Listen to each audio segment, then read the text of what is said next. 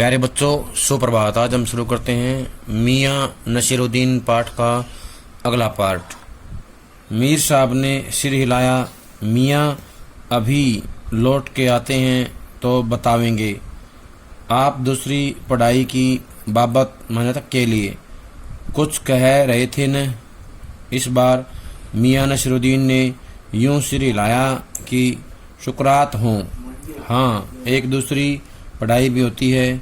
सुनिए, अगर बच्चे को भेजा मदरसे तो बच्चा न कच्ची में बैठा न बैठा वह पक्की में, न दूसरी में और जा बैठा तीसरी में। हम यह पूछेंगे कि उन तीन जमातों क्लास कक्षाएं जमातों का क्या हुआ, उन तीन क्लासों का यानी क्या हुआ उन तीन क्लासों का जो उन्हें छोड़ दिए हैं।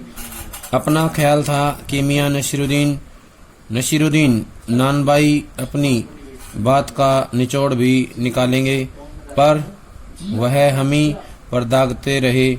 आप ही बताइए, उन तीन जमातों का हुआ क्या? यह बात मेरी समझ से तो बाहर है, या समझ के तो बाहर है। इस बार शाही नानबाई मियाँ कलन के पोते अपने बचे खुचे दांतों से खिलखिला के हंस दिए। मतलब मेरा क्या साफ न था? लो साहिबो, अभी साफ हुआ जाता है। जरा सी देर को मान लीजिए। हम बर्तन धोना नहीं सीखते, हम भट्टी बनाना नहीं सीखते, भट्टी को आंच देना नहीं सीखते, तो क्या हम सीधे सीधे नानबाई का हुनर सीख जाते? मियाँ नसीरुद्दीन हमारी और कुछ ऐसे देखा किए कि उन्हें हमसे जवाब पाना हो। फिर बड़े ही मंजे हुए अंदाज में, मंजा हुआ होता है कुशल, क्या होता है? कुशल, निपुण अंदाज में कहा। कहने का मतलब साहिब यह है कि तालीम भी बड़ी चीज होती है। तालीम होता शिक्षा, शिक्षा की जो शिक्षा है वो भी क्या है? बहुत बड़ी चीज होती है। तालीम भी बड़ी चीज होती है। ये किसने कहा? मियाँ नसीरुद्दीन ने। सिर हिलाया है साहिब, माना। अब यहाँ से जुड़े हुए प्रश्न देखें। पहला तो ये आएगा कि मीर साहब ने कब बताने की बात की या कब उत्तर देने के लिए कहा? तो मियाँ साहब ने कहा लौट के आते हैं तो बताएंगे, यानी कि वापसी आते हुए वो बताएंगे। अगला है, मियाँ नसीरुद्दीन ने किस प्रकार सिर हिलाया? सुकरात की तरह। कैसे हिलाया? सुकरात की तरह हिलाया। बच्चा पढ़ने के लिए कहाँ जाता था? मदरसे में। कहाँ जाता था? मदरसे में पढ़ाई होती थी। वो पूछते हैं न कच्ची में बैठा न बैठा वह पक्की में, न दूसरी में और जा बैठा तीसरी में। इसका क्या मतलब है? इसका मतलब ये है कि बच्चे ने जो है पढ़ाई के लिए जो है तीसरी कक्षा से पहले की सारी क्लासें छोड़ दी। ये अपनी बात जो है काम सीखने के संदर्भ में कह रहे हैं। वो कहते हैं कि अगर बर्तन धोना नहीं सीखते, भट्टी बनाना नहीं सीखते, भट्टी को आंच देना नहीं सीखते, तो क्या हम सीधे सीधे नानबाई का हुनर सीख जाते? यानी कि सीखना भी एक जो है कला है। वो अपने काम के सीखने की जो प्रक्रिया उसके बारे में बता रहे थे। प्रश्न आएगा मियाँ कलन कौन थे? तो बताना है मियाँ नसीरुद्दीन के दादा। मियाँ नसीरुद्दीन के दादा जो हैं थे। अगला प्रश्न होगा, मियाँ नसीरुद्दीन ने उनकी ओर देखते हुए क्या अपेक्षा की? तो बताना है मियाँ नसीरुद्दीन ने उनकी ओर देखते हुए अपेक्षा की कि वो उत्तर दें, उनकी जो बात है उसका उत्तर दें, ऐसा वो चाहते थे। तालीम बड़ी चीज होती है। ये किसने कहा? मियाँ नसीरुद्दीन ने। किसने कहा? मियाँ नसीरुद्दीन ने कहा। मियाँ नसीरुद्दीन जोश में आ गए। हमने न लगाया होता खोमचा तो आज क्या यहाँ बैठे होते? मियाँ को खोमचे वाले दिनों में भटकते देख हमने बात का रुख मोड़ा। आपने खानदानी नानबाई होने का जिक्र किया, क्या यहाँ और भी नानबाई हैं? मियाँ ने घूरा। बहुतेरे यानी कि बहुत सारे हैं, पर खानदानी नहीं है वो। सुनिए, दिमाग में चक्कर काट गई है एक बात। हमारे बुजुर्गों से बादशाह सलामत ने यूं कहा, मियाँ नानबाई कोई नई चीज खिला सकते हो? बादशाह होता है शहंशाह। क्या होता है? शहंशाह या राजा। हुक्म कीजिए जहांपना। बादशाह सलामत ने फरमाया, यानी ये कहा, कोई ऐसी चीज बनाओ जो न आग में पके न पानी से बने। क्या उनसे बनी ऐसी चीज? क्यों न बनती साहिब, बनी। और बादशाह सलामत ने बहुत खाई और खूब सराही। सराहना होता प्रशंसा करना। लगा हमारा आना कुछ रंग लाया चाहता है। बेसब्री से पूछा, वह पकवान क्या था? कोई खास ही चीज होगी। मियाँ कुछ देर सोच में खोए रहे।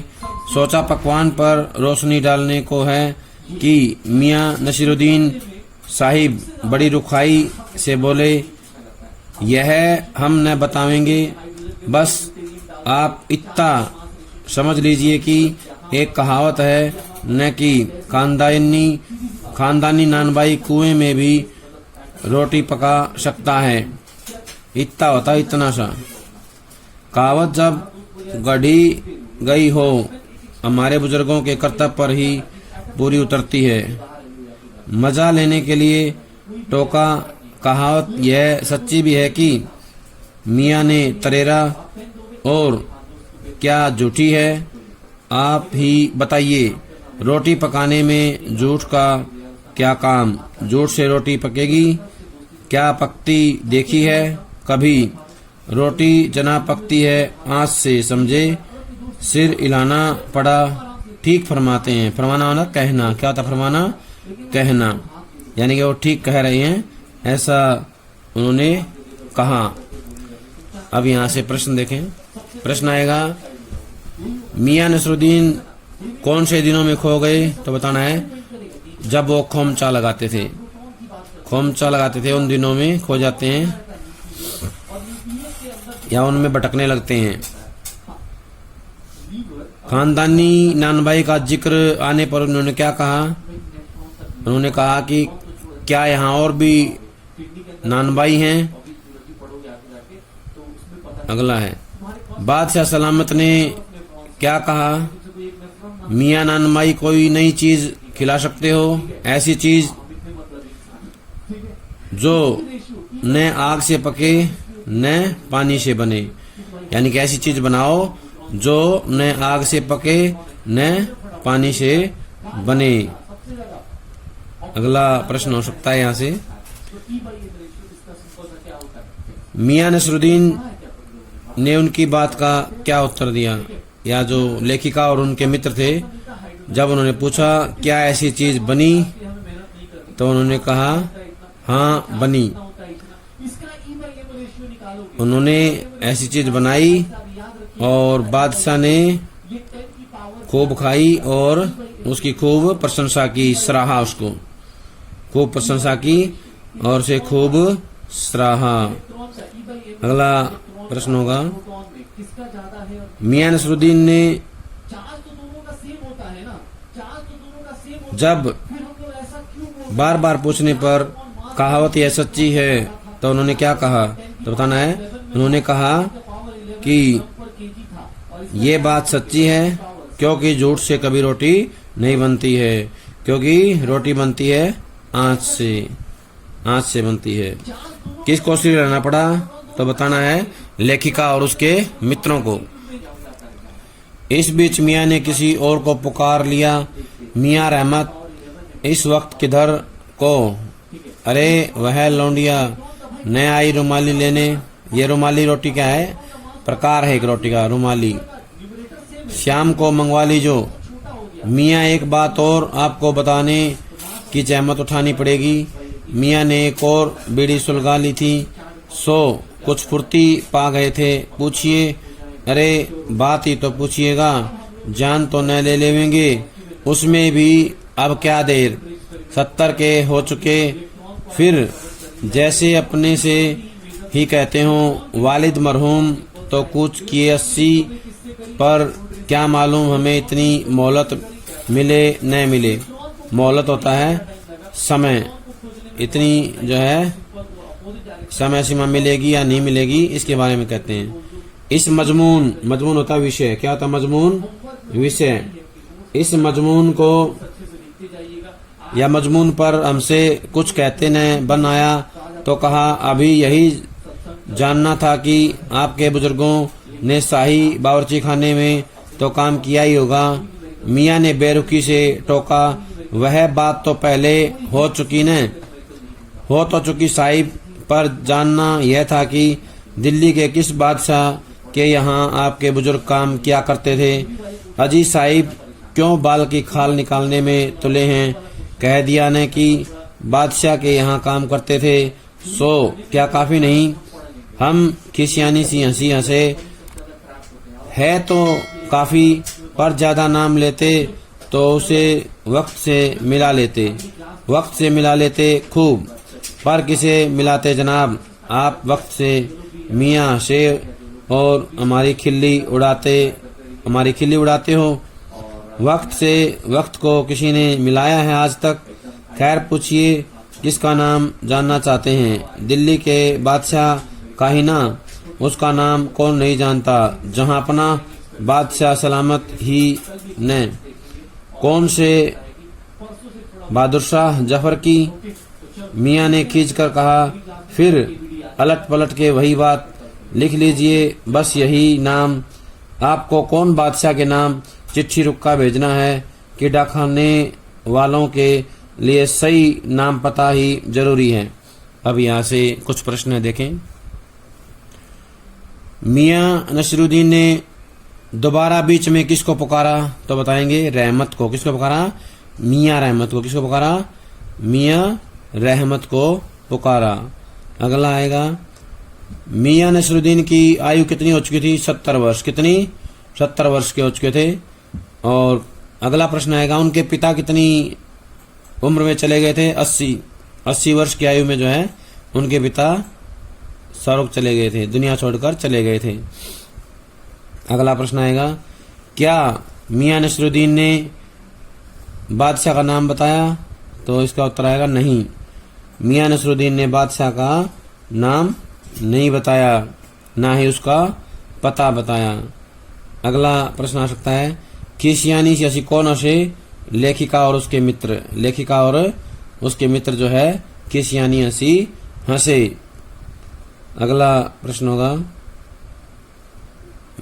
वक्त से वक्त को किसी ने मिलाया है आज तक? ये किसने कहा? मियाँ नसीरुद्दीन ने। वक्त से वक्त को किसी ने मिलाया है आज तक, ये किसने कहा? मियाँ नसीरुद्दीन ने कहा। मियाँ नसीरुद्दीन ने कहा था। हमें बीटर बीटर अपनी तरफ देखते पाया तो सिर हिला अपने कारीगर से बोले, अरे ओ बब्बन मियाँ, भट्ठी सुलगा दो तो काम से निपटे। यह बब्बन मियाँ कौन है साहिब? मियाँ ने रुखाई से जैसे फांक ही काट दी हो। अपने कारीगर और कौन होंगे? मन में आया पूछ लूं, आपके बेटे बेटियां हैं, पर मियाँ नसीरुद्दीन के चेहरे पर किसी दबे हुए अंधड़ता आंधी के आसार देख यह मजमून न छेड़ने का फैसला किया। मजमून होता है विषय। इतना ही कहा, ये कारीगर लोग आपकी शागिर्दी करते हैं। शागिर्दी होता है उनके चेले हैं। खाली शागिर्दी ही नहीं साहिब, गिन के मजूरी देता हूँ। 2 रुपये मन आटे की मजूरी, 4 रुपये मन मैदे की मजूरी। मजूरी होता है मजदूरी। हाँ। ज़्यादातर भट्ठी पर कौन सी रोटियां पका करती हैं? मियाँ को अब तक इस मजमून में कोई दिलचस्पी बाकी न रही थी, फिर भी हमसे छुटकारा पाने के लिए बोले, ये रोटियों के प्रकार हैं, बाकर खानी, सीरमाल, ताफ्तान, बेसनी, खमीरी, रुमाली, गाव, दीदा, गाजेवान, तुनकी। ये रोटियों के प्रकार हैं। इनमें तुनकी जो है वो पापड़ से भी महीन होती है। फिर तेवर चढ़ा, हमें घूर कर कहा, तुनकी पापड़ से ज़्यादा महीन होती है। महीन, महीन का मतलब ज़्यादा पतली। महीन, हाँ, किसी दिन खिलाएंगे आपको। एकाएक मियाँ की आंखों के आगे कुछ कौंध गया। एक लंबी सांस भरी और किसी गुमशुदा याद को ताज़ा करने को कहा। उतर गए वे जमाने और गए वे कदरदान। कदरदान होता है कदर करने वाले, जो पकाने खाने की कदर करना जानते थे। मियाँ अब क्या रखा है, निकाली तंदूर से निगली और हजम। अब यहाँ से जुड़े हुए प्रश्न करेंगे। पहला प्रश्न ये आएगा, बब्बन मियाँ कौन थे, तो बताना है ये जो हैं कारीगर थे। बब्बन मियाँ मियाँ नसीरुद्दीन के कारीगर थे। अगला प्रश्न आएगा, कितनी मजदूरी देते थे, तो बताना है मियाँ नसीरुद्दीन 2 रुपये मन आटे की मजदूरी और 4 रुपये मन मैदे की मजदूरी देते थे।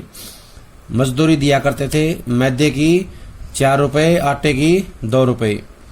अगला प्रश्न आएगा, पापड़ से भी महीन रोटी का नाम क्या है, तुनकी। क्या आएगा, पापड़ से भी महीन कौन सी रोटी होती है, तुनकी। तुनकी रोटी सबसे महीन होती है। एकाएक मियाँ की आंखों के आगे क्या हुआ, कुछ कौंध गया। क्या हुआ, कुछ कौंध गया। लंबी सांस किसने ली, मियाँ नसीरुद्दीन ने। किसने ली, मियाँ नसीरुद्दीन ने। गुमशुदा याद में कौन खो गया, मियाँ नसीरुद्दीन। कौन खो गया, मियाँ नसीरुद्दीन। मियाँ नसीरुद्दीन ने रुखाई से क्या काट दिया, फांक। मियाँ नसीरुद्दीन ने रुखाई से जैसे फांक काट दी हो, जैसे फांक ही काट दी हो। अगला आएगा, गुजर गए वो जमाने और गए वे कदरदान, जो पकाने खाने की कदर करना जानते थे। यानी कि वो कहते हैं कि वो समय अब बीत गया है जब लोग पकाने खाने की कदर किया करते थे। अब तो क्या है, केवल निकाली तंदूर से और निगली और हजम। यानी कि लोग जो हैं खाने की कोई इज्जत नहीं करते हैं, कोई सम्मान नहीं करते हैं। वो केवल तंदूर से निकालते हैं और उसे खा करके हजम कर लेते हैं।